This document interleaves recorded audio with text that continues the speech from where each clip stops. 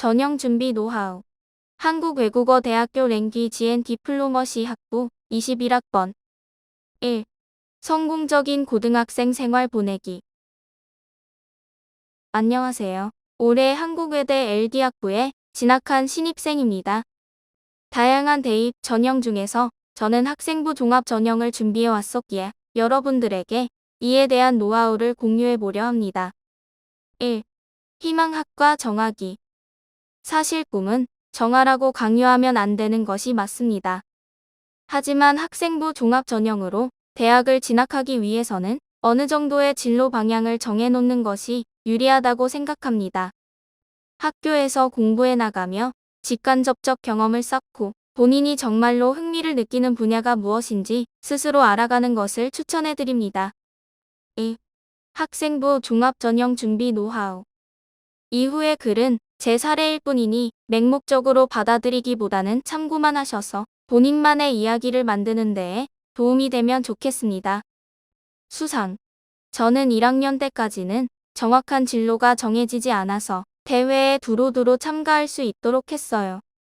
국어, 수학, 영어, 과학, 사회 분야에서 하나씩 정해서 참여했습니다.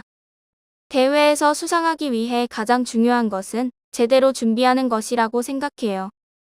준비하지 않고 나가면 시간만 소비하고 수상은 하지 못하기 때문에 소비한 시간이 너무 아깝겠죠. 그래서 저는 학년이 올라갈수록 제가 자신 있고 좋은 결과를 얻을 수 있다고 생각한 대회는 열심히 준비했습니다. 예를 들어 글쓰기 대회라거나 발표 대회이면 원고 제출 전 수정을 5번에서 10번 정도는 꼭 했던 것 같아요. 준비된 자가 좋은 결과를 얻는다고 생각합니다. 동아리 및 봉사. 저는 학교에서 관리하는 일반 동아리와 자율 동아리를 만들어서 활동했어요. 특히 자율 동아리는 제가 어떤 분야에 관심이 있는지 확실히 보여줄 방법이기 때문에 더 신경 써서 활동했던 것 같아요.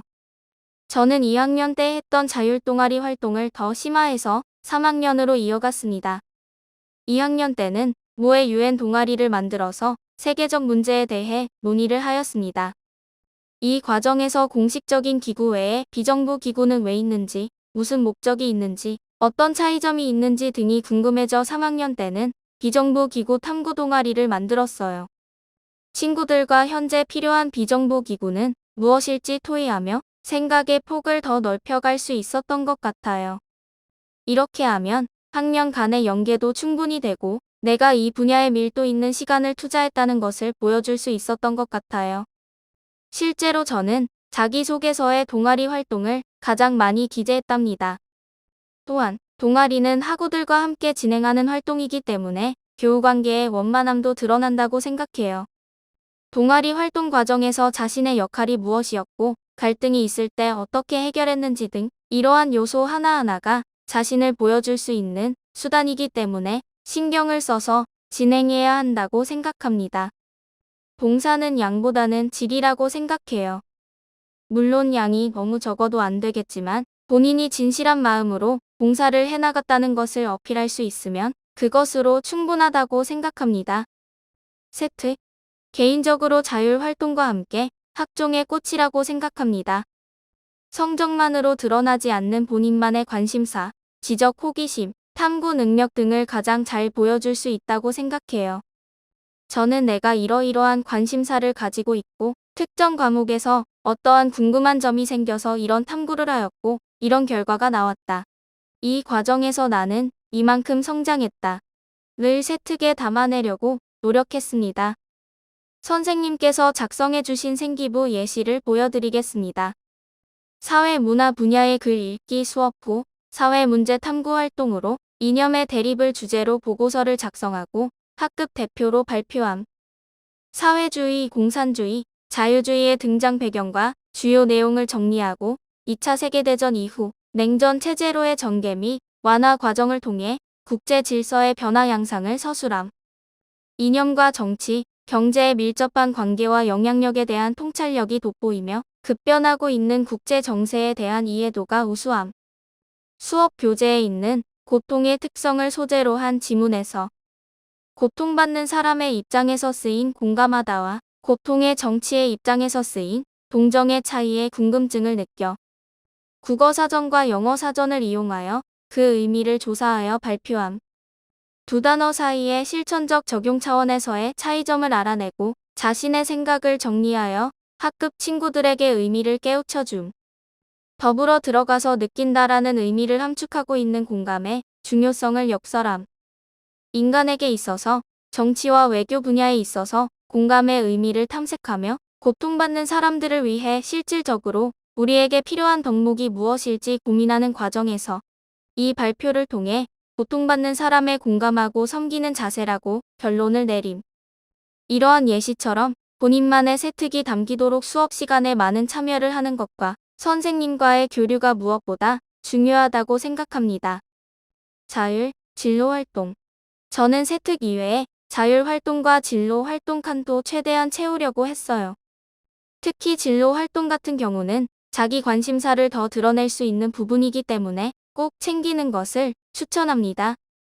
자율 활동은 학교에서 보여주는 장애인 인식 개선 교육, 학교 폭력 교육과 같은 영상을 시청하고 그에 대한 제 생각을 써서 내거나 보고서를 작성하는 식으로 활동했어요. 3학년 때는 학교 폭력 교육 영상을 시청하고 그 이후에 범위를 더 크게 잡아 인간에 내재하는 혐오의 감정을 주제로 당시 큰 이슈였던 블랙 라이브즈 매터 운동도 포함하여 보고서를 작성해서 냈습니다. 이런 식으로 하나하나 활동을 채워 가면 꽤 알찬 생기부가 완성될 거예요. 또한 진로 활동은 독서로 많이 채웠습니다. 저희 학교에는 진로 독서 시간이 따로 있었는데 그 시간을 활용하여 제 진로와 관련된 책을 읽고 그것에 대한 느낀 점이나 추가적으로 조사한 것을 학급에서 발표하는 시간을 가졌어요. 학교에서 따로 만들어준 시간이 없다고 하더라도 선생님께 부탁드릴 수 있기에 해보는 것을 추천합니다. 3. 내신 성적 관리 팁. 1. 수업에 집중하세요. 이건 개인적으로 가장 중요하다고 생각해요. 학교 시험 문제는 결국 가르치시는 선생님이 출제하는 것이기 때문에 수업 시간에는 집중하지 않으면서 학원에 가서 다시 따라잡는다고 내신 성적을 잘 받을 수 있는 것이 아닙니다. 전 수업 시간 50분 동안 선생님 말씀을 하나도 놓치지 않겠다는 다짐으로 수업을 들었습니다. 이렇게 수업을 듣다 보면 선생님께서 어느 부분을 강조하시는지 느낌이 올 거예요. 이 부분이 바로 내신 시험에 나오는 거랍니다. 지금부터라도 차근차근 수업 시간에 필기도 따라가고 열심히 듣는 것을 추천해드려요. 이 복습은 당일에 하세요. 전 예습은 선택이어도 복습은 필수라고 생각합니다. 저는 수업 들을 때는 연필로 필기를 하고 야자 시간이 되어서 그날 배웠던 것을 다시 하나씩 보면서 연필로 적었던 것들을 다시 볼펜으로 필기했어요. 이렇게 하면 필기도 한 번 더 해서 각인시킬 수 있고 그날 복습을 하는 것이기 때문에 나중에도 기억이 훨씬 잘 난답니다. 특히 암기 과목 같은 경우에는 시험 기간이 되어서 몰아서 하기 힘들잖아요. 그런 면에서 빛을 발하는 것이 당일 복습이라고 생각합니다. 4. 수능 공부 노하우. EBS 연계 교재를 꾸준히 복습하라는 것은 너무 당연한 말이니 굳이 언급하지 않겠습니다. 국어. 내신 과목 중 수업을 가장 잘 들어야 하는 과목이라고 생각합니다. 국어는 일정 틀만 있고 답이 명확히 정해져 있는 학문이 아니기 때문에 선생님의 말씀을 잘 들어야 해요. 저는 내신 준비를 할 때 시험 범위 작품의 원문을 다시 다 뽑아서 그 위에 자습서나 인강, 그리고 학교 선생님 필기를 합쳐서 했어요. 그렇게 하면 복습할 때 한 번에 볼 수 있어서 효과적이랍니다. 또 예상 서술형 문제를 만들어서 필요한 부분은 외웠어요. 영어. 학년이 올라갈수록 범위가 넓어져서 힘든 과목 중 하나였어요. 범위가 넓으면 지문을 다 외우는 것이 불가능하기 때문에 저는 최대한 자주 접하려고 노력했어요. 예를 들어 수능 특강이라고 쳤을 때 지문을 단원별로 프린트해서 아침에 일어나서 한 단원 보고 쉬는 시간에 한 단원 보고 이렇게 공부를 하면 효율적으로 할 수 있답니다. 또 형광펜색을 3개 정도 준비해서 문법, 어휘, 외워야 할 문장 이렇게 나눠서 따로 색칠했어요.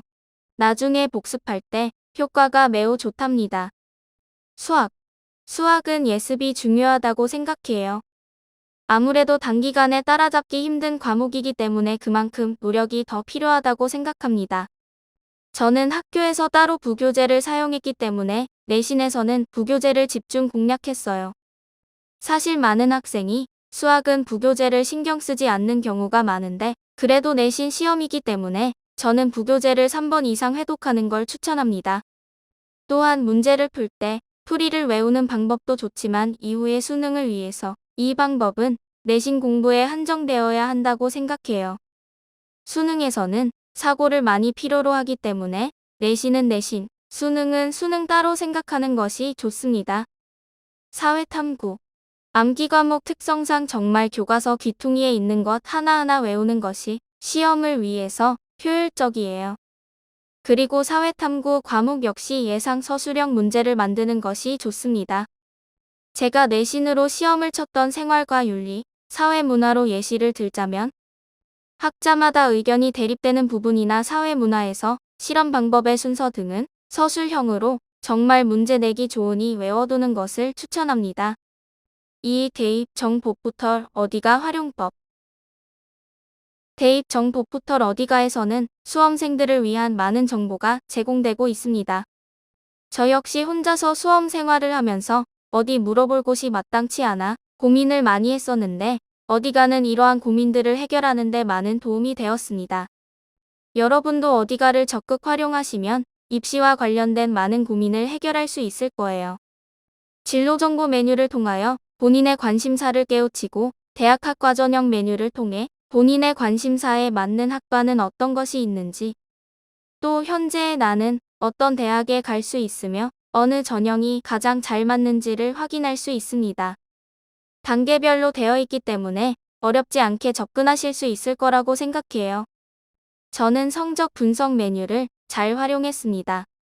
1학년부터 3학년까지의 성적과 비교과 내용을 채워서 지난 3년 동안 제가 어떻게 살아왔는지 돌아볼 수 있었던 것 같아요. 또한 저 혼자서 해결되지 않는 궁금증이 있을 때는 대입 상담을 활용하기도 했습니다. 전화를 걸어서 상담을 받을 수도 있고 전화가 부담스럽다면 온라인 상담 역시 있으니 여러분들도 꼭 활용하시고 좋은 결과 있으시기 바랍니다. 모든 수험생 여러분 응원하겠습니다. 내년에 원하는 대학에서 마스크에 가리지 않은 환한 미소를 보이기를 바랍니다.